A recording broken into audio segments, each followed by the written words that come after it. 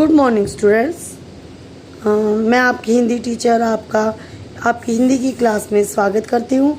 तो students, last week हमने second chapter complete किया था जिसका नाम था लाख की चूड़ियाँ। ये चैप्टर हमारा कंप्लीट हो चुका था। आप सबने अपना होमवर्क कर लिया होगा, अपने क्वेश्चन आंसर जो है वो नोटबुक में कर लिए होंगे। आपको कुछ भी डाउट हो तो बेटा आप लोग पूछ सकते हैं, आज भी पूछ सकते हैं, कल डाउट क्लास में भी पूछ सकते हैं। और आज हम हमारा थर्ड चैप्टर कंप्लीट करेंगे जिसका नाम है बस की यात्रा। ये बस की यात्रा बेटा एक व्यंग्यात्मक यात्रा संस्मरण है, ठीक है। तो लेसन ध्यान से सुनिएगा बेटा। शुरू करते हैं बस की यात्रा। लेसन थर्ड है ये। हम 5 मित्रों ने निश्चित किया कि शाम 4 बजे की बस से चले। पन्ना से सतना के लिए इसी कंपनी की बस घंटे भर बाद मिलती है जो जबलपुर की ट्रेन पकड़ा देती है। सुबह घर पहुंच जाएंगे। हम में से 2 को सुबह काम पर उपस्थित होना था, इसलिए वापसी का यही रास्ता अपनाना आवश्यक था।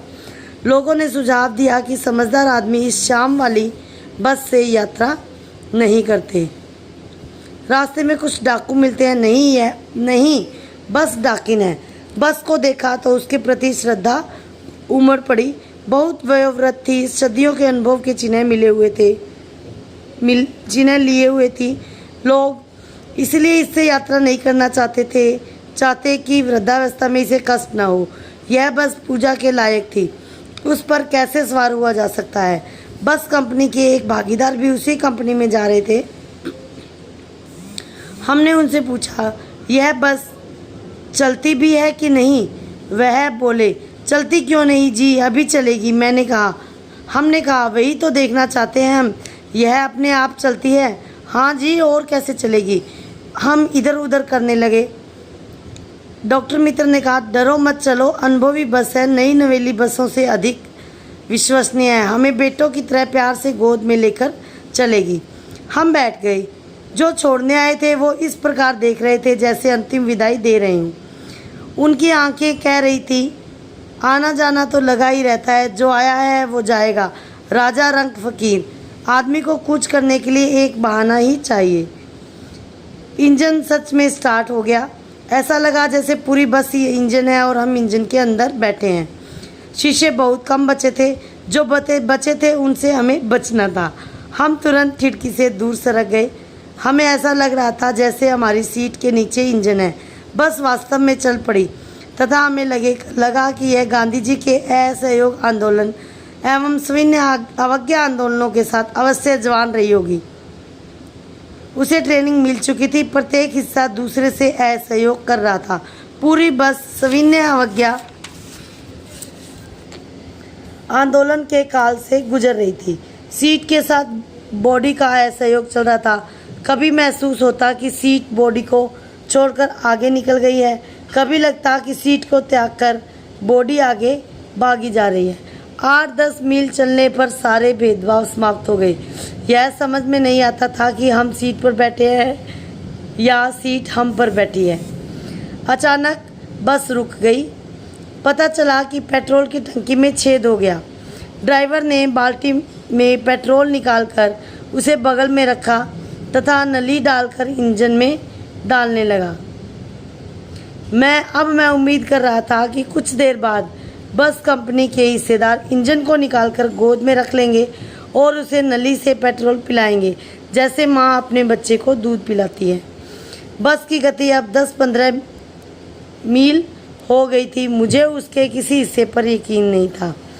ब्रेक फेल हो सकता है, स्टीयरिंग टूट सकता है। प्रकृति के दृश्य बहुत मनोरम थे। दोनों ओर हरे भरे वृक्ष जिन पर पक्षी बैठे थे। मैं हर पेड़ को अपना शत्रु मान रहा था। जो भी पेड़ सामने आता भय लगता कि इससे बस टकराएगी। वह निकल जाता तो दूसरे पेड़ की प्रतीक्षा करता। झील दिखाई देती तो सोचता कि इसमें बस गोता लगा जाएगी। अचानक फिर बस रुकी। ड्राइवर ने तरह तरह के उपाय किए पर वह नहीं चली। सविनय अवज्ञा आंदोलन प्रारंभ हो गया था। कंपनी के हिस्सेदार कह रहे थे, बस तो फर्स्ट क्लास है जी, यह तो इत्तेफाक की बात है। क्षीण चांदनी के पेड़ों की छाया के नीचे वह बस बहुत दयनीय लग रही थी। लग रहा था जैसे कोई वृद्धा थक कर बैठ गई हो। हमें गिलानी की अनुभूति हो रही थी कि बेचारी पर चढ़कर हम चले जा रहे हैं। यदि इसका प्राणांत हो गया तो इस सुनसान जगह पर हमें इसकी अंत्येष्टि करनी पड़ेगी। तो स्टूडेंट्स, ये हमारा लेसन हम यहीं छोड़ते हैं। और इस लेसन में जैसा कि अब तक आपने पढ़ा है, एक बहुत ही पुरानी बस है, जिसे एक प्राइवेट बस है, जिसे उसके हिस्सेदार लालच की वजह से, पैसों के लालच की वजह से उसकी अच्छे से रख रखाव नहीं, रिपेयर नहीं करवा रहे हैं और उसे जैसे तैसे अपनी कमाई का जरिया बनाने चाहते हैं और उससे कमाई करना चाहते हैं और उससे चलाते हैं। लेकिन लेखक ने जब उस बस में यात्रा की तो उसमें उसे क्या अनुभव प्राप्त हुए, उन अनुभवों को उसने यहाँ बहुत ही सुंदर रूप से चित्रण किया है, जो कि हमें इस लेसन में पढ़ने को मिल रहा है। Stay home, stay safe students, and enjoy your study.